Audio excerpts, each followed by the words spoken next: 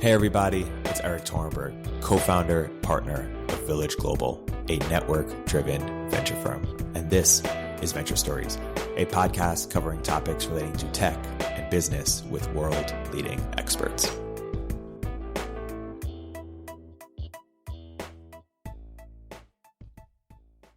Hey everybody, welcome to another episode of Venture Stories by Village Global. Here today with two very special guests, Mike Slagh, co-founder CEO of Shift, and Rahim Fazal, aka Rahim the Dream, co-founder and CEO of Silicon Valley Academy, SVA.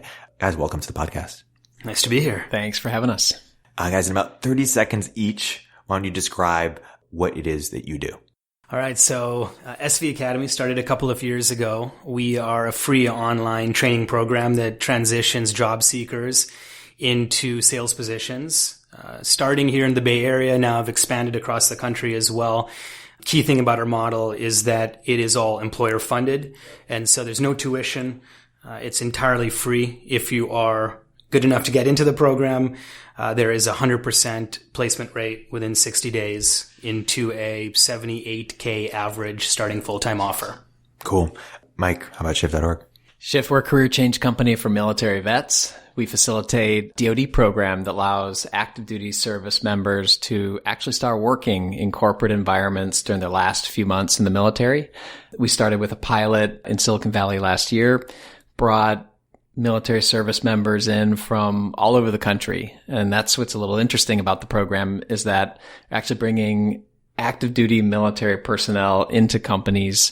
They leave base, travel from rural Fort Benning, Georgia on a Friday, show up ready to work at Uber in downtown Soma on a Monday. It's cool. Very, very high contrast, life change. So trying to figure out new pathways for vets to break into industries like media and technology companies. Yep. It's cool. Rahim, I first met you because you're world renowned for your freestyle rap skills, which you'll have to bless us eventually. Yes, sir. But also through our mutual friend, Ben Casnoka. Ben was I think one of the first investors in SV Academy, and then luckily brought me on to be a part of the ride. And talk a little bit about how you guys navigated the idea maze, because you knew you wanted to do something in this space, but you thought about it maybe for 6 months, quite some time, and navigated different ideas. Why don't you talk about the evolution of? Yeah, I have a wonderful co-founder, Joel Scott, who I had met when I was selling my last company to Oracle. He was at HP, and he and I had talked while HP didn't buy the company. We both talked about starting something in the space. We both felt passionate about sort of bringing social and economic impact into, the next venture that we had.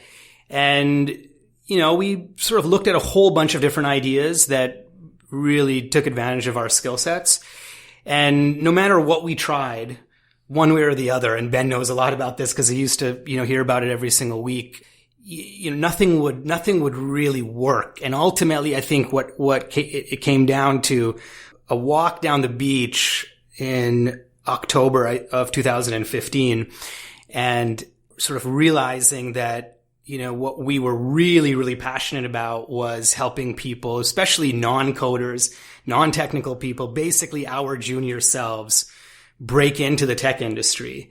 And we figured that if we could create something like this that could scale to hundreds of thousands, millions of people, we could be so excited by it that we would want to do it for the rest of our lives. And, having done the startup thing a few times before, I think one of the big challenges is that startups are really, really hard. And, every once in a while you'll hit something that just is an absolute rocket ship. But for the most part, startups take a long time. And I think after having done it a few times, we realized that in order to have the staying power to do it for another decade or two, the idea would need to be so compelling and so important that it almost so it would feel like it was sort of outpouring from within us, right? Like our true life's expression. And we just feel so fortunate that that's what SV Academy has become. And how did you land on sales and this customer segment specifically? Well, Joel and I spent our whole careers working in enterprise SaaS, building, scaling companies, recognized that, we hired a lot of people who were non-coders, just like our junior selves, into entry-level sales positions. So there was a lot of demand for sales. and went and talked to a bunch of our friends to see, if they felt the same way. And we got sort of a dozen employers together who were all saying if you had a pipeline of like rigorously vetted folks, we would hire them immediately. So we started there and then realized that actually what we're doing is much bigger than sales even. It's actually sort of this idea of really enabling people with human-centered skills, which today is sort of packaged around sales. And I'm curious, what Mike thinks about this as well, because there's such a strong, I think, connection with what you're doing. Tomorrow, it might not be called inside sales. It might be called something completely different. And we definitely know in a world with more automation, the value of these human-centered skills will become disproportionately valuable. And so what started with sales has actually expanded to something much, much bigger. And we see the skills that we're developing in the talent, hopefully, putting them on the career path to real leadership. I'm curious, Mike, if you see the same thing. We do see the same thing in terms of the demand side, in that people look at military service and they see people who have worked with people from every other walk of life. I think about the military as one of the most diverse workforces on the planet because it's people from every city and state, every part of the socioeconomic spectrum. One of the challenges with talking to people who are leaving the military about sales specifically is some of the connotations behind it. You say, you want to do sales? They're like, I don't want to sell used cars. Yeah. But when you say, do you want to be in a career that is very black and white if you're winning or not, and your job is to build teams, influence people. And I saw this quote the other day about sales being, when you're selling something that you truly love, that's when you feel like you're running downhill. Mm-hmm. If you're on the street selling a mixtape, you should be doing sales. So many people don't realize what sales is, but. Absolutely. Absolutely. For me, a big part is breaking down, the elitism in the recruiting systems. And part of it is an awareness issue, like Mike's speaking about. We don't do a great enough job of storytelling, to populations on the outside who are trying to break their way in, what the various paths are and where it can take you. I feel I was just very fortunate that it just happened to be this way where I lucked into the tech industry. And then once I'm in there, I realize, wow, this is incredible. Like, this is life-changing. This will take me out of, government housing and working service jobs and, not having an undergrad degree and all of the sort of non-traditional elements of my background, into a place where I can now, provide for my family and live in this expensive city and have these incredible friends and be on a podcast like this with you all. It was very, very much by luck. And I think it's so important that we're doing what we're doing here so that, everyone can understand the opportunities that await if they only, took that first step. Yeah. And you guys have had how many cohorts now? 18. 18 cohorts. 18 cohorts. What have you learned, or what has surprised you doing these 18 cohorts? Man, so much. There's so much learning, which is one of the fun parts about building this business. I'll tell you one thing around selection. It was really interesting. So we've had well over 10,000 applications in the last year, and we accept a small percentage of folks. Now, majority of the population that applies to SV Academy, they are low to middle income, graduates of 4-year large public nonprofit universities, career starters, and sort of blending into shifters, but folks for the most part who are underemployed a couple of years out of school. And as Mike was saying, many of them are unaware of these opportunities.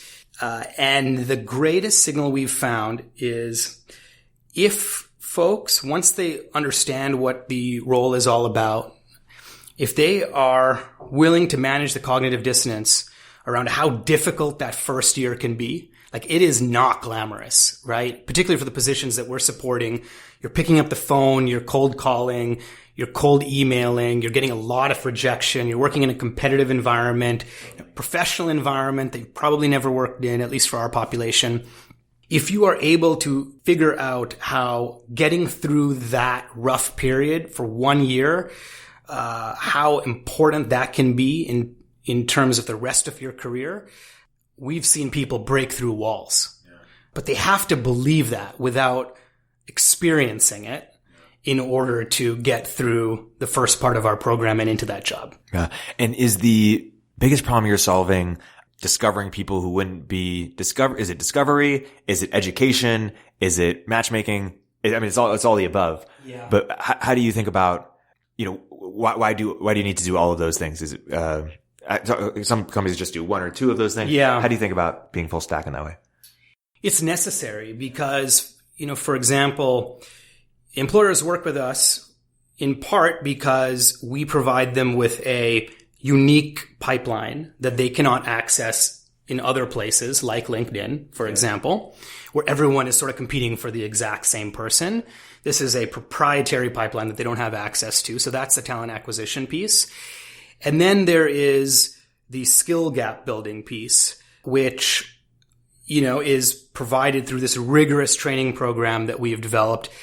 The two of those pieces need to come together in order to overcome, again, this elitism, where employers really need someone who they can count on, CYA, and are willing to forego maybe having 1 year of experience and having gone to a top 20 school, right? Which has been no one gets fired for hiring that person. Exactly. No one gets fired for hiring that person, right? So if you're going to offer something new that doesn't look like the persona that they're typically hiring, you have to provide that full package. Otherwise, it's going to fall apart somewhere. Yeah. Mike, do you guys also do training plus matchmaking, or how have you thought about where you sit within the value chain? Right now, we consider ourselves mostly a career change company, not for people who are starting their careers. Everybody who's leaving the military today has a minimum of 3 years of pretty valuable professional experience. And as a country, we've already invested, tens, if not hundreds of thousands of dollars in training and skill acquisition. And the real challenge is just getting the space to translate those skills across industries that look very different from each other. You get to a point where you just want to receive credit for what you've done in the past and have that carry forward to the future so your career can be accelerated. I think one of the biggest things that career changers struggle with is when you're going from one industry that looks very different from the next. You're going through a high contrast career change. Over a short period of time, your skills don't necessarily change that much unless you do some sort of a skill acquisition or education program. Your personality stays relatively constant, but what can change, and more often than not does change, is your preferences and how you view the world. If you've just been living on an aircraft carrier for the last 3 years of your life and you've read all the blogs about startups and you follow all the Silicon Valley influencers, and then you land in a startup and you say, whoa, this is not me. And that's totally okay. But getting the space to do that, to really figure out where you fit into this different part of the workforce is one of these structural challenges that faces people who are changing their careers. Why is the translation so hard? And what do you do to solve it? How do you solve it? There's a ton of efforts in place right now to look at military backgrounds, specifically military occupational codes, like what your job was in the military, and suggest other jobs that have a similar basket of skills that military career path built over the course of time.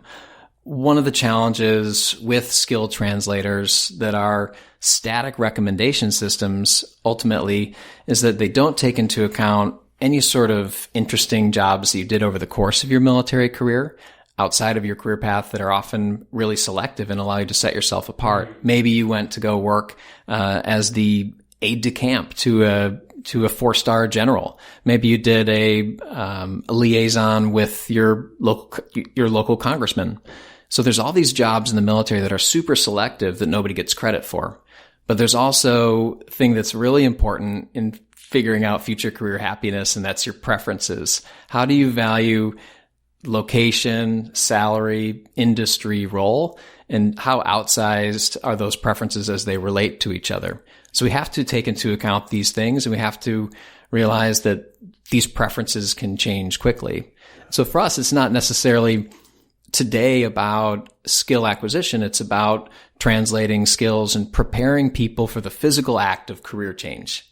And that's something that I don't think necessarily gets enough credit. And I think some of the code boot camps and some of the other placement programs that are doing really well right now do a world-class job of they invest deeply in the physical skill of getting a job. It's not something that you can sit and let a few PowerPoint presentations wash over you and be excellent at it.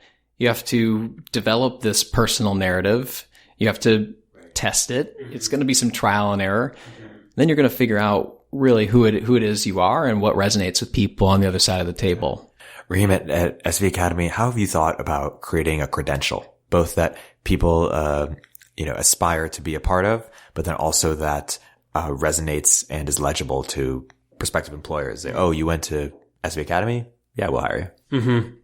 Well, I mean, I think it just starts with the best credential is the employability, right? So or like a referral from someone who went through your program. Oh, yeah. And is like, this changed my life. Absolutely. People who are in these types of networks, they're not necessarily going online to figure it out. They're asking their friend. That's right. It's 1 year ahead of them. That's right. Like there's like this unbundling of credentials, right, that we're seeing across a couple of different dimensions. One important part around the trust piece.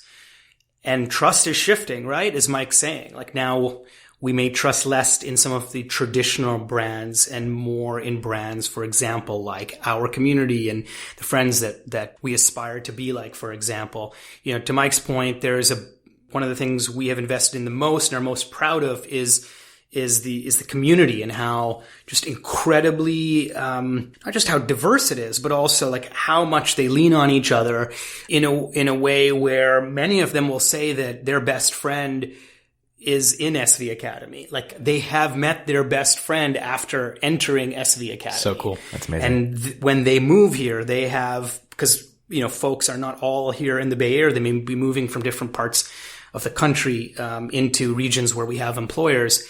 They come in and they are immediately plugged into this network, and I think that's really special as part of this next evolution. And then, going to speaking specifically around the employer side. So the first thing I think is, well, how fast are people getting hired coming out of our program? We kind of track days to hire. Right now it's around 53 days, which we're really proud of. And it's getting better. Like every cohort, it gets a couple of days better, a couple of days better, a couple of days better.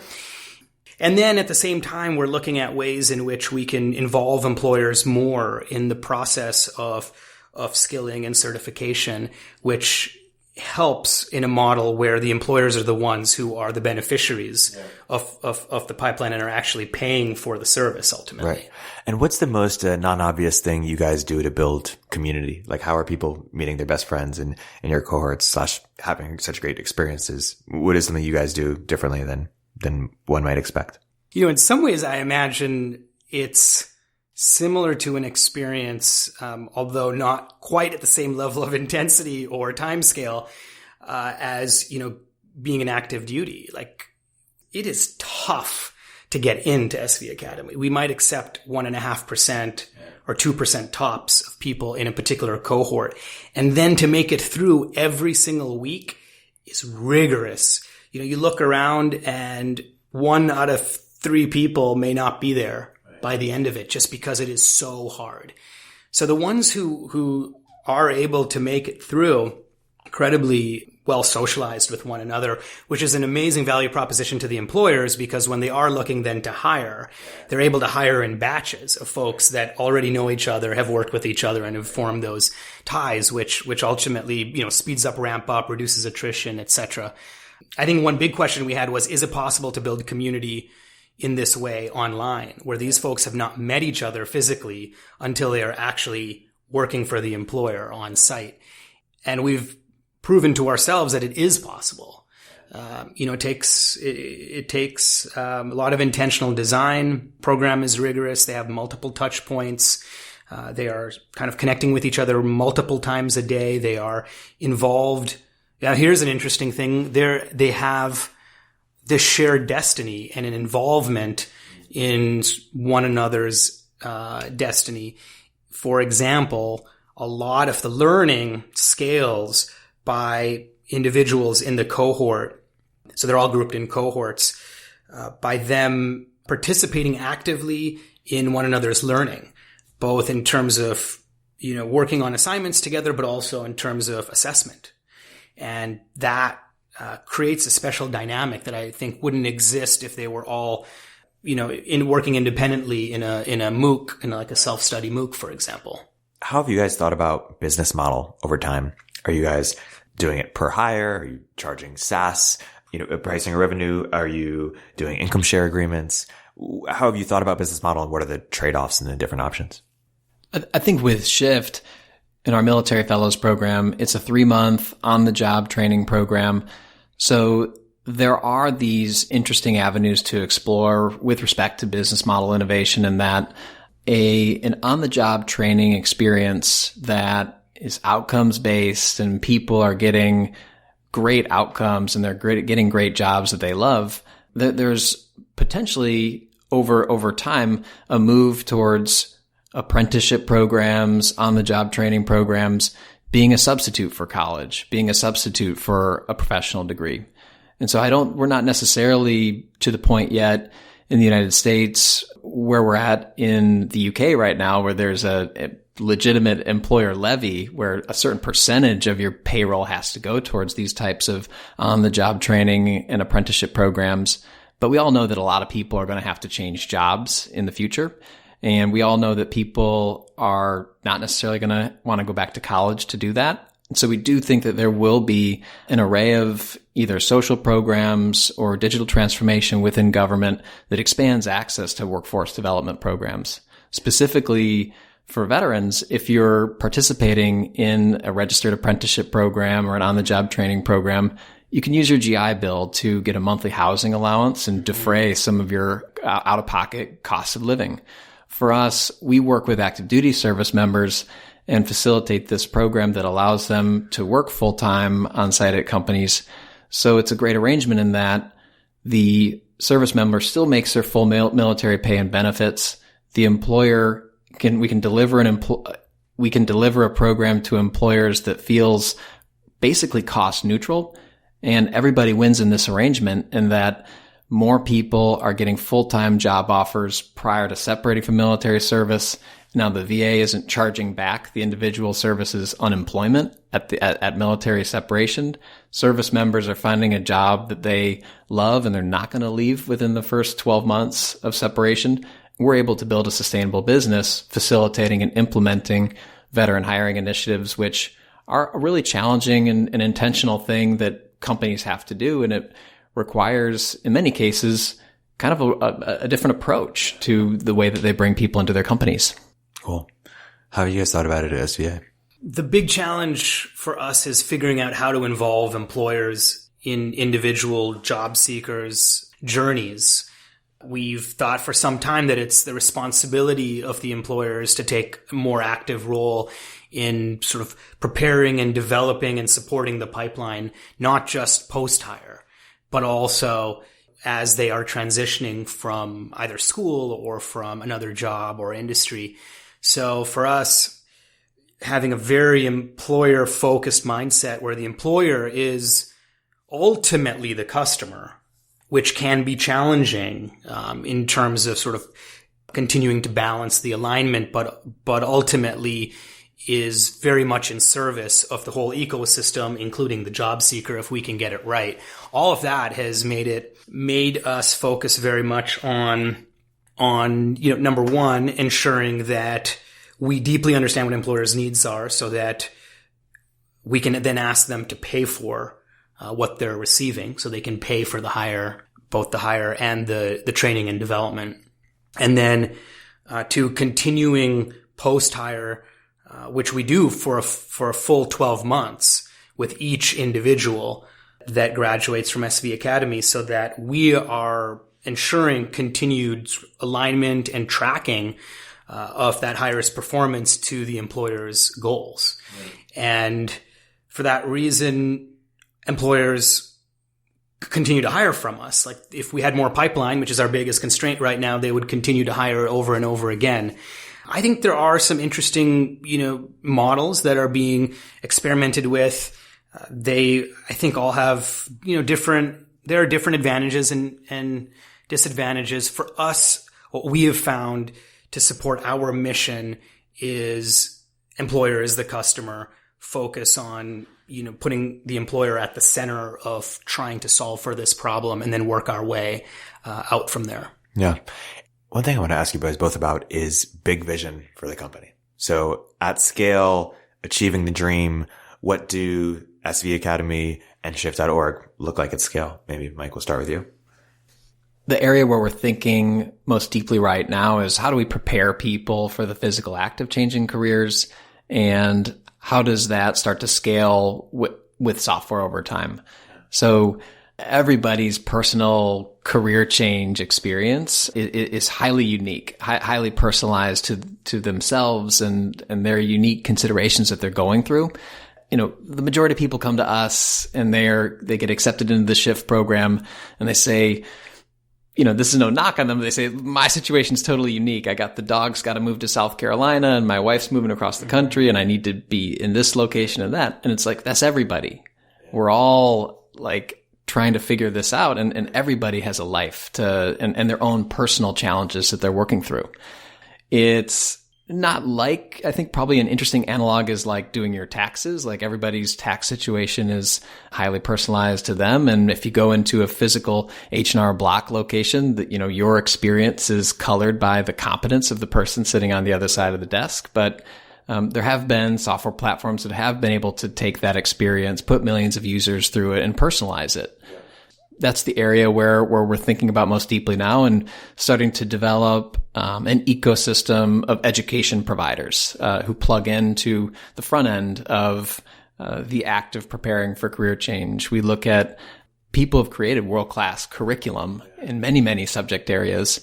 We think that for the unique talent network that we serve, we know how to uniquely prepare them to translate their skills, tell their story, and be really effective in their post-military career, and even advance faster than they would have otherwise. And we think we're really effective at linking up these, sometimes challenging, administratively, logistically burdensome government administration pipes. We think of ourselves a little bit as a future of work company and a little bit as a GovTech company. In that they believe very strongly that digital transformation will affect the government someday, and that there's going to be greater ease by which companies can interact with the government from a digital services perspective. Is there another archetype or customer segment outside of the military that you think is a natural next step, or is it just go broad from there? I certainly think that for the way that we design our curriculum, the way we design our programs, the way we love for our fellows to arrive on site together at companies and thrive together in a cohort model, that any other affinity group that really lends itself well to like a talent network of people who are closely connected, where you don't necessarily have to go out and build a community because there's a pre-existing community already there. That's the military for sure. It's this interconnected, many, many communities coming together into one. So we do look at other public servants. We do look at people who've done things like Teach for America, I was just gonna say, Peace Corps. Yeah.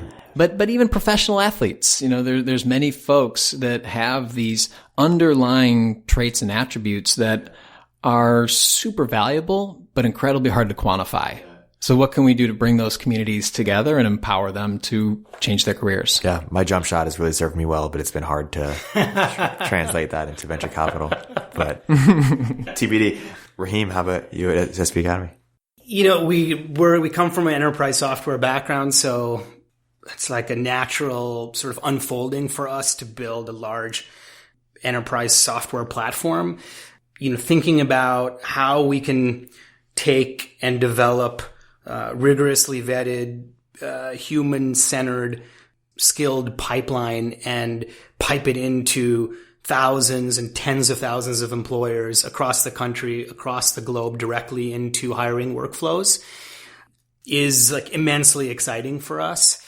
And in a lot of ways, it feels like this is just the very beginning for what Mike and I are doing, because this restructuring, this sort of evaporation we are seeing in in the workforce, like it is very, very real. Like we can talk about it a bit here in Silicon Valley, but when you go outside, particularly in the communities that Mike and I support, you can see that there is like a great level of fear, and probably, you know, well rooted, because jobs are changing very quickly. And in the next 10 years, the stats are like incredible, like the percentage of jobs that will not exist anymore. And so it's up to us, like us around the table, us listening today, to figure out how do we prepare this workforce for the future of work in a way where we may not fully know what that's going to look like and what the needs will exactly be.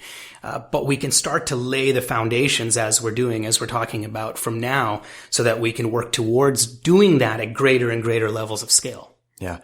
So another company that has gotten a lot of attention in the space in addition to yours is Lambda School. I think about them as a SV Academy for software engineering. Mm-hmm. Is that a fair way to think about it? I like that. Yeah. Training plus matching. Is the recipe for building a company in the space, are we just going to see every vertical, you know, customer support, sales, and recruiters? Are we just going to see sort of an unbundling of, what do they even call them anymore? Vocational schools? Into these different companies? Is that a recipe for building a company in the space, verticalize against a specific function? Yeah. And build a SVA for that space? Or? Yeah, I think if any place where there is massive mismatch between supply and demand, and certainly in software engineering, we've talked a lot about that over the last 5 to 7 years. And in human-centered careers, for example, sales and inside sales, you see the same set of mismatch. And then there will be others as well that we may not even be thinking about today. So I know, for example, coming from the SaaS world, that customer success has been a set of roles that continue to grow within organizations where there isn't necessarily a great training ground, a great sourcing ground for folks who can succeed in those positions, although the demand is absolutely there. And so you will see this. And ultimately, like any space, there will be consolidation, and there will be cross-geographical lines and skill-based lines and employers and industries, et cetera, et cetera. But it very much feels like we're in the early innings, like if not the first, then the second inning. Yeah. Yeah, I think that talent misallocation is very quickly going to become one of the greatest societal challenges of our time. There are a lot of big societal challenges facing us right now, to be clear, but like this is just such a big market, and there's so many companies who are going to play a really important role in moving people from one part of the workforce to another, that while I do think that it is the model to go really deep in either a vertical or work very closely with a specific affinity group, or work very, very closely and build a mission around a community where you can. Allocating talent properly is going to be a mission that attracts other world-class talent to join. And so with working on a company that's, boil it down to a military recruiting company, for all the challenges facing that, is that a big enough market? Like some of the preconceived notions about veterans. One thing that we have going for us is it's just an incredible mission that some people resonate really strongly with. And they, like me, want to devote the rest of their life to fixing it. Yeah. And so there's going to be many communities, and there's going to be many specific challenges that attract talent, world-class talent, to come in and solve them. I think I saw a stat from Austin at Lambda School saying, look, all the computer science programs combined are going to, plus all the code boot camps are going to make something, I'm going to butcher this, 80,000, developers this year. There's single companies that are trying to hire that many engineers over the next 5 years. And so this is such an incredible market, such an incredible mission, that helping people discover their true potential is one of the biggest challenges of all of our time. Yeah. There will be billion-dollar companies built in this space, without a doubt. And what would they look like besides SV Academy and Shift.org? But will it be, it starts with specific vertical sales or software, and then it takes a bunch of other ones? Or can you be a billion-dollar company just staying within sales? Or billion-dollar companies look like here? Because you guys have both raised venture money, attracted world-class talent. So you've sold the dream. Yeah. Well, listen, just thinking about sales, we love the work that's happening in the space. We think sales is one of the most underserved markets out there. We have over-indexed in engineering, but sales is such a huge market and can support far, far more folks. I mean, I just think about myself. I'd never had much of an interest in coding, didn't have some of the foundational skills, but I learned how to sell at McDonald's the 6 weeks I was there, right? And so a lot of people have that same sort of disposition. So just sales itself is a massive, massive opportunity, but it's much broader than that, in part because like Mike and I can talk all day long about the jobs that we are supporting today, but we have no idea in 5 years, in 10 years, what those jobs are going to be.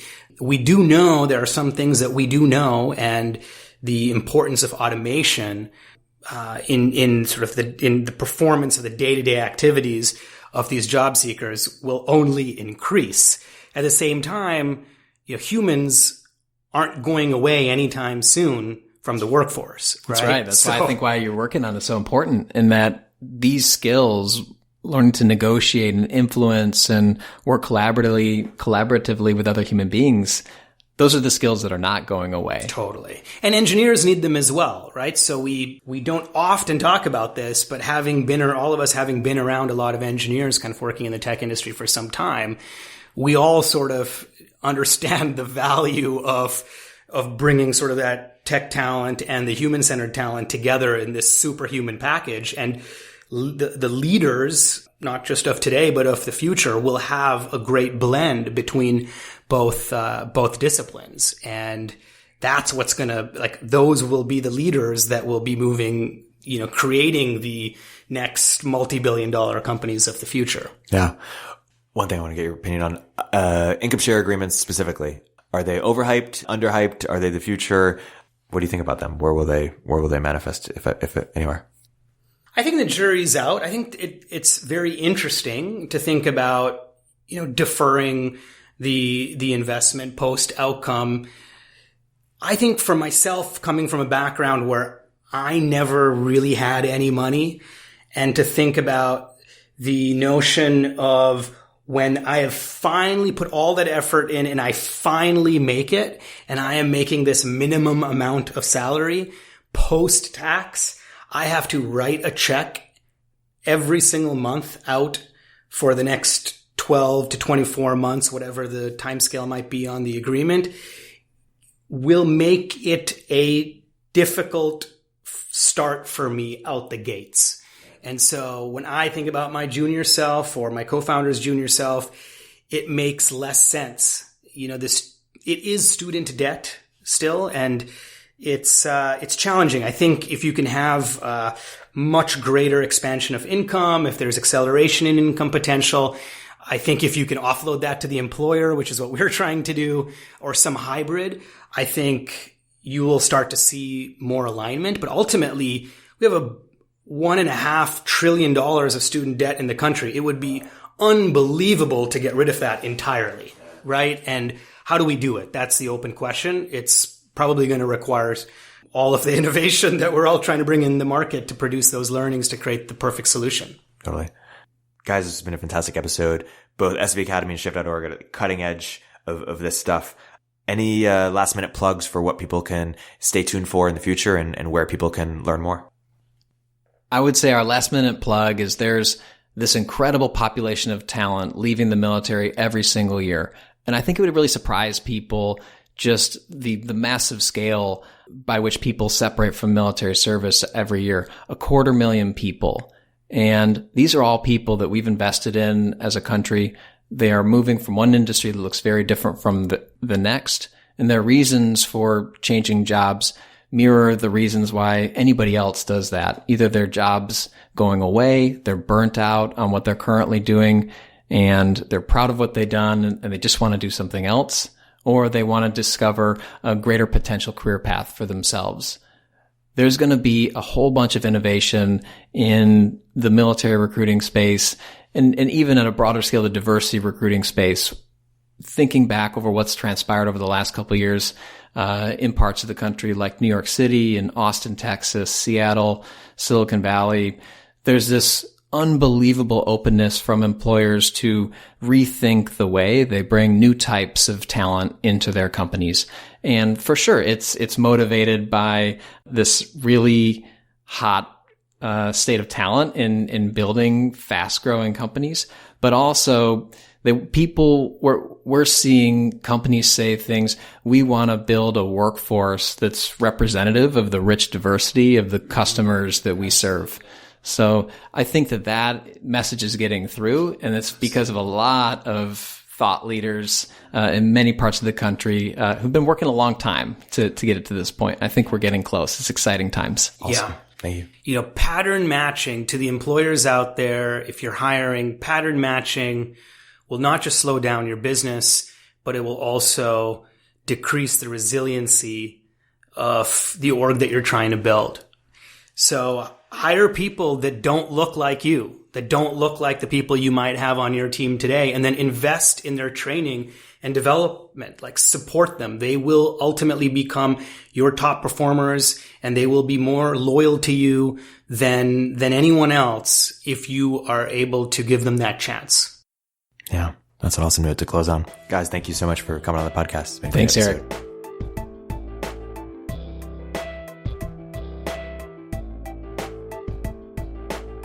If you're an early stage entrepreneur, we'd love to hear from you. Please hit us up at villageglobal.vc/network catalyst.